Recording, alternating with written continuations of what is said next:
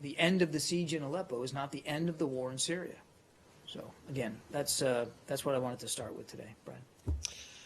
So on Aleppo, we've heard a lot of moral outrage from this podium, from the Secretary, from the UN ambassador yesterday, from the White House. What is the goal of all of this? I mean, we've been hearing the same message for many months, in fact, for years, yet nothing has really changed to stop it. So what is the goal right now of kind of laying all the blame on Russia? And what are you doing differently to stop the war now? Well, I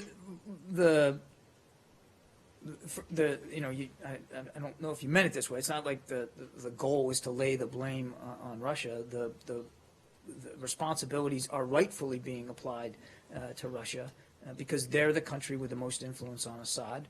Right, but you failed repeatedly doing the same thing over and over again, which is a combination of trying to bring together people in some sort of talks with a sort of imperfect ceasefire, and then when things go badly, you get really angry and accuse them of war crimes or crimes against humanity, and then nothing ever changes. You haven't succeeded once. You've talked about successes sometimes with Russia. You know, it looks to everyone else like tactical retreats or momentary pauses. So what are you doing differently to prevent more of the same? Well, the failure is in the belief that this war can be solved militarily. And the failure is on Russia for not putting the proper pressure on the Assad regime to stop the brutality, the gassing, the surrender, the starvation of their own people. You talked about the United States failure. What I would say is the international community has remained focused on trying to bring about a better outcome in Syria. And yes, the United States is a leader in that effort. You speak for the United States, and you have a specific, as the most powerful country in the world, have a specific responsibility in the world. And you can push that over to the international community. I'm not. The United States has failed in this. Do you disagree? What I disagree with is where the failure lies. The failure lies on the part of the regime and its backers to act with any sense of moral standards for human behavior.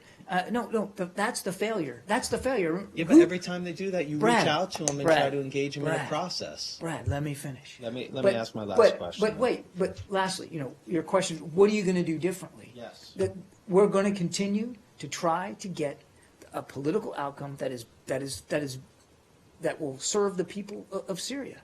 And what we're going to try to do is continue to prove the point that I think by different you mean military, that's not the right approach. I didn't say military, so don't bring the straw approach. man into this. I didn't say military, but if you have military options, I'd love to hear them. But on the other hand, you have, 4 or 5 weeks left in office.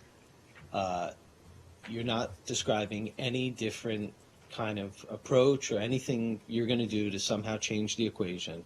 So why should anyone expect anything different to happen in the time you still have? I'm not going to telegraph changes in the days and weeks ahead. You've been saying one that way or the other for a couple of years now. We have a range of options at our disposal, Brad. I'm not going to get into decisions that haven't yet been made. And you can shake your head in disgust about the answer all you want. It's too late for that. You have no time left. You might feel that, I'm not going to telegraph something. You and the Associated Press might feel that it's too late. The Secretary of State, John Kerry, does not feel that it's too late to continue to try to find a political solution to this conflict.